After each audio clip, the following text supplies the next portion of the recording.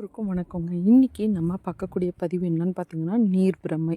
இந்த நீர் பிரமை செடி வந்து பார்த்திங்கன்னா, நம்ம நீர்நிலைகளில், அதாவது நம்ம சாக்கடை, இந்த நீர் ஓடுற இடத்துல எல்லாமே இந்த நீர் பிரமை இருக்கும். இந்த நீர் பிரமை செடியை எடுத்து நீங்கள் நல்லா அலசிட்டு தண்ணியில் கொதிக்க வச்சு அந்த தண்ணியை வந்து தலையில் தேய்ச்சி குளிக்கும்போது உங்களுக்கு வந்து பார்த்திங்கன்னா பொடுகு தொல்லை இருக்காது, பெயின் தொல்லை, தலையில் என்ன சம்மந்தப்பட்ட பிரச்சனைகள் எல்லாமே சரியாயிடும்.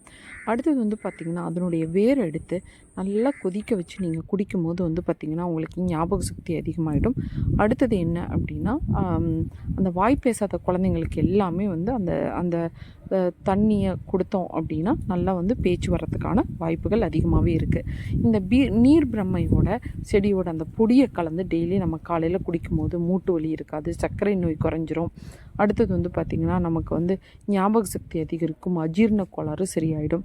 இந்த மாதிரி நிறைய பிரச்சனைகளுக்கு இந்த நீர் பிரம்மை செடி வந்து நமக்கு வந்து அதிக உதவியாக இருக்குங்க. இந்த நீர் பிரம்மை செடி கிடச்சிது அப்படின்னா கண்டிப்பாக நீங்கள் அதை வாங்கி யூஸ் பண்ணி பாருங்கள்.